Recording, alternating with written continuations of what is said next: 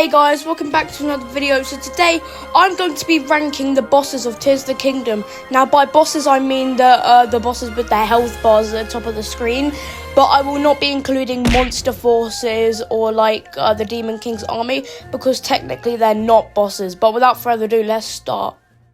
In number 20, I have SLUDGE.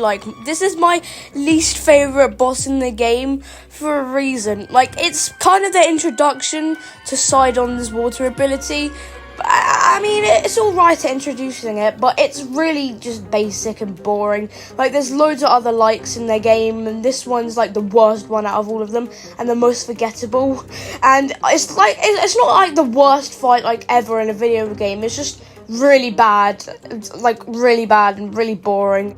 In number 19, I have the Stone Talus. Now, I'm also including Frost Talus and Igneo Talus for this as well, because they are all from Breath of the Wild, and they're really, not really unique for this game. I don't know why they kept them in the game. They could have replaced them for a better overworld boss, but it is what it is. They are mainly from Breath of the Wild, so they don't really feel new and fresh, and they just feel like a drag when you see them in caves and stuff.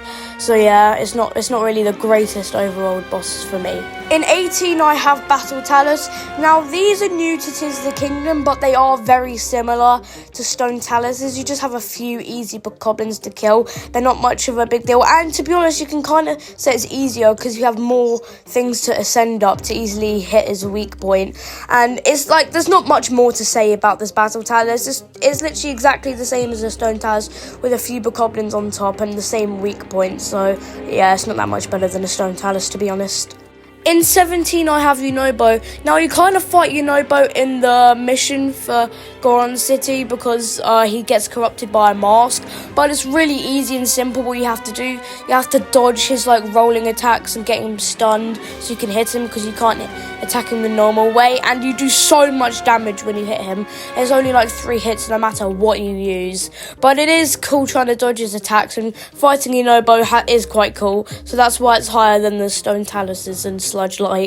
In 16, I have the Hinox. Now, the Hinox is another old mini-boss from Breath of the Wild, and they don't really have any different attacks. They're basically just the exact same as in Breath of the Wild. They just have their horns and things on their head, which you can use to fuse, but that's really all that there's to say about the Hinox. In 15, I have Muktruk. Now, this is the first main story boss, except for Yunobo, dungeon boss on this list. And I do not really like it that much. It is a little bit difficult, especially when it gets to the second phase, but it's really just simple and easy what you have to do. Nothing really changes throughout the fight, and it's really boring for me. Every time I saw this boss in the depths, I was just oh, and ended up not fighting it. It's not the best fight. I didn't really enjoy the fight, and it was a very disappointing dungeon led by a very disappointing boss. So yeah, that's why Muktruk does not do it for me. In 14, I have the Molduga. Now, yet again, this is another mini-boss from Breath of the Wild, but I did really like the Moldugas in Breath of the Wild, and I still do like the Moldugas a lot, but in terms of Tears of the Kingdom, they're not at the top, but I still really like the Moldugas. They still present a little bit of a challenge, and I do usually go and fight one when I see one in the desert, because they are still a really good mini-boss, just not good because they're in Tears of the Kingdom and they're getting a bit repetitive and old. That's my only down for Moldugas in Tears of the Kingdom. In 13, I have Phantom Ganon. Now, there's the Throne Room Phantom Ganon and the Overworld Phantom Ganon, so I'm going to be classing them both. Now, the Overworld Phantom Ganon I saw for the first time, and it was actually really scary, but that made the Throne Room Phantom Ganon not feel as intimidating or scary. But it is awesome. It's like a 5-on-5 with your sages and the Phantom Ganons, which is awesome. Now, it doesn't quite crack the top 10 for me because it's not a perfect fight, but the next 13 are really good from now on. In 12, I have the Frox. Now, the Froxes are over the depths mini bosses, and you can find them all over. And there are also other variants as well, so I'm going to be counting them as well. They're really actually quite intimidating and massive, and pretty terrifying when you're just looking in the depths and you just see an eyeball walking around, because that's all you can see. It's actually really terrifying. I really do love it though. When I first saw it, I was actually really like terrified, like what the hell is that? But I do really love the Froxes. The only reason it's not in the top 10 is because there are still a few mini bosses and overall like overworld bosses, or should I say story bosses, that are like way more intimidating and way more memorable. But the Frox is still an awesome mini boss, and I still do really like it. In 11, I have the Flux Construct. Now, I love the Flux Construct so much. It's kind of like the main mini-boss for the sky. And every time I see one, I always want to fight it because they're so unique and awesome to fight, because they have different phases. And it's awesome to fight them with your abilities and find different ways to get the weak point. I love it so much. And I'm sure a lot of people agree that the Flux Construct is awesome.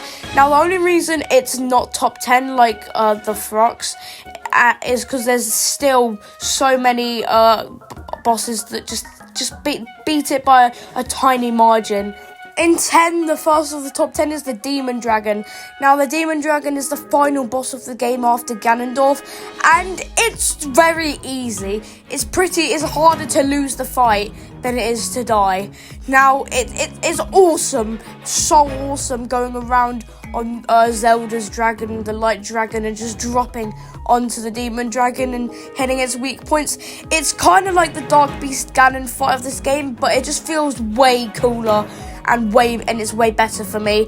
Like the dragon, the Dark Beast Ganon and the dragon both don't really pose like much of a threat, but the Demon Dragon just feels cooler and feels more of an end game than Dark Beast Ganon, because the story was much longer and this had more impact on the game for me. In number 9, I have Marbled GOHMA. Now, this is the main boss of the Fire Temple, and it's a good boss, but it is a little bit easy. That's the only downside about it. But rolling Yunobo around the room is awesome, and I've seen people say they really hate the boss fight. I don't see why. It is a really fun boss fight to do, and it does look quite cool. That the design is really cool, and the second phase, what it does going on the ceiling, is awesome. Now, if they made this boss a little bit higher, it's harder, I'd put it a bit higher on the list, but the difficulty brings it a bit further down for me, but it's still an awesome boss fight. That's why it's number 9. In 8, I have MORAGIA. Now, this is kind of like the mini boss for the Goron mission. There's 2, Yunobo and MORAGIA, but MORAGIA is so cool. Basically, there's this zonite plane you have to make, and you just fly around shooting Yunobo like a cannon off a plane at MORAGIA, and it's so awesome. It felt really climactic, and I loved it all the way. I was actually jumping around my room screaming at this boss fight because it was so awesome. In number 7, I have Colgera. Now, this is the boss of the Wind Temple, and it's supposed to be kind of like the first boss of the game, but it is awesome, so awesome. I loved flying around in midair in the cold above the Wind Temple, just dropping down with Tulin on Colgera and just smashing the ice on it. It was so awesome. And the second phase, it had tornadoes, which got a little bit annoying to dodge sometimes, but overall it was really awesome. The difficulty, it is very easy, but that is understandable as it's meant to be the first dungeon you go to in the game and the first boss you fight. In 6, I have the Gleeok. Now, this also includes the Thunder and Frost Gleeok, and the Gleeoks are awesome. They're really intimidating, and they are quite difficult, but when I first saw a Gleeok, I was like, what the hell? I was so excited, and I went to fight it straight away, and I got destroyed. But these guys are so fun to fight.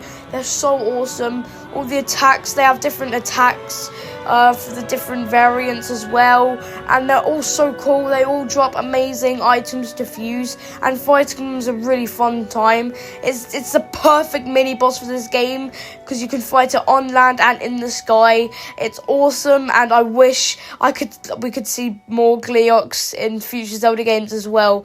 In 5, I have the King Gleeok.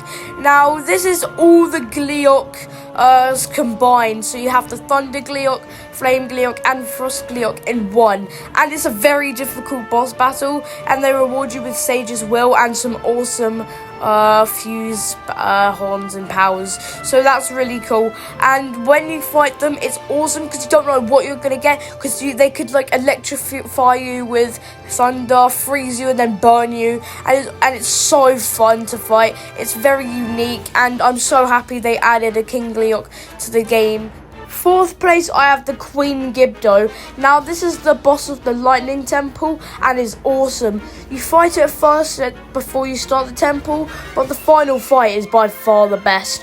You run around and you have to shoot the Queen GIBDO with reduced lightning, and it's actually really hard. I'm not even joking, I died like 3 times to this boss, but I loved it the entire time. And the second phase, where there's all those GIBDOs coming for you, is actually really difficult, and it's the hardest boss in the game, except the final boss for me. And I didn't mind dying. I had an amazing time the whole time, and it felt better once I beat it, more so than the other bosses on this list. But overall, Queen GIBDO, amazing boss. In number 3, I have the Seized Construct. Now, I absolutely love the Seized Construct, and I've seen some people absolutely hate it, and I have no idea why. It's so awesome. You're 2 massive mechanical robots fighting it out in a boxing ring. It's so funny, and it's so goofy, and it's awesome. It's just my type of fight, because it's just stupid, and I love it. You get to fuse stuff together with Minoru's robot, and you get to like punch the hell out of this other Seized Construct into like the boxing ring. It's so awesome. And as the phases go on, it gets more kind of a little bit more intense, and it's just awesome. It's just my type of fight, okay? It's just my type of fight. It's so good. Now, the runner-up for me is Master Koga. I love Master Koga. It was the return of the GOAT. But what I love about Master Koga is that you don't only fight him once, you fight him multiple times, and each time he's in something else that's a Zonai device, and it's just amazing for me, because every time you fight him, he's in like another Zonai device, and he's just goofy, and I love Master Koga. He's like the upgrade from Breath of the Wild is insane. He's so much better in in Tears of the Kingdom than he was Breath of the Wild, and I love that. Taking the gold medal, I have the Demon King Ganondorf, the Menace Unleashed. Now, you guys were probably expecting this, but what else could it be? He's so awesome. The first phase is not as good as the second phase, but it's still incredible. When he flurry rushed my attack, I was like, oh, this is the real stuff. I was hyped to fight Ganondorf since the first teaser of Tears of the Kingdom, and it did not disappoint. And when that health bar went up for the second phase beyond its normal point, my heart was beating so fast. I was so hyped. I was so excited for this fight since the first teaser, and it was better than I expected. I was hyped. I was flurry rushing him. He was flurry rushing me back. It was just an amazing experience, and I wish I could relive fighting it for the first time again. It is definitely one of the best final bosses in Zelda, one of the best Ganondorf fights, if not the best, and my heart was beating so fast, and it was also very hard, as I died like 3 or 4 times, possibly even 5 times to it. But what else could it be? This is the best boss in Tears of the Kingdom. Well, that's my ranking of the bosses in Tears of the Kingdom. If you enjoyed them, please smash the like button and subscribe. Feel free to leave your opinion down below if you agree with me or disagree with me. I'll be interested to see your opinions. But for now, guys, see you next time.